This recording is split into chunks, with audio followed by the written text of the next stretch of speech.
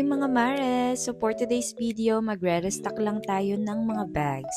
At I will try to answer some questions na kadalasang tinatanong about sa mga bags. At wag na nating patagalin pa, arat na! So this video serves on purpose para na rin to sa mga makakabili pa lang or bibili pa lang ng mga bags. What is the difference of original and fake? And what is the difference of outlet and retail store? At ang mga prices ng mga bag. Hindi ko mailalahat but I will give an example, okay? So first and foremost, ito yung kadalasang tinatanong sa akin ng mga customer ko. What is the difference ng retail at outlet store? I'll give you an example brand. Michael Kors Outlet Store at Michael Kors Retail Store. Yes, you heard it right. Magkaiba po sila. Though yes, same sila ng brand, pero magkaiba po sila, lalong-lalo na sa quality, sa price, at sa selection. Pagdating sa retail store, sila po yung nagbebenta ng full price item, meaning mas mahal.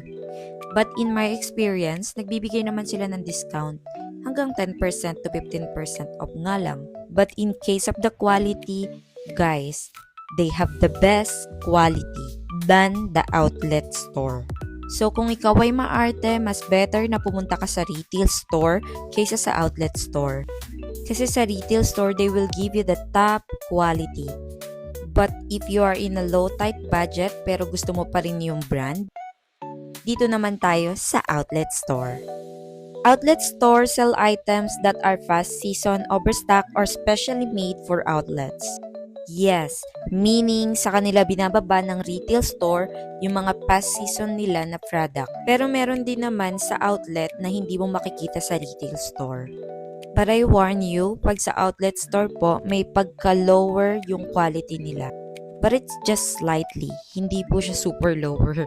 Kasi medyo pricey pa rin naman pag sa mga outlet.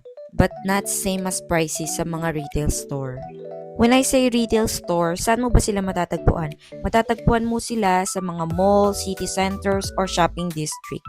So if I'm going to summary, the retail and outlet store, sa product type, pagdating sa retail, new and current season. Pagdating naman sa outlet, sila yung mga past season, overstock, and outlet only.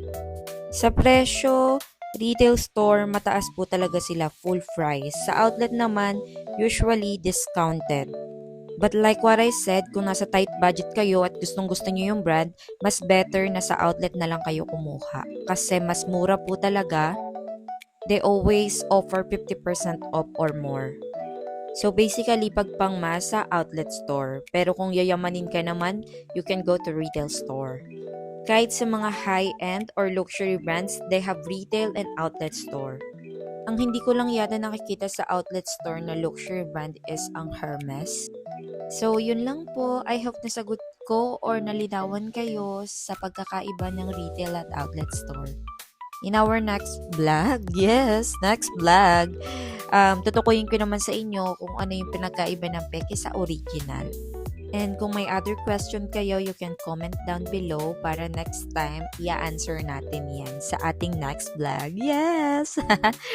Vloggeries! Bye-bye!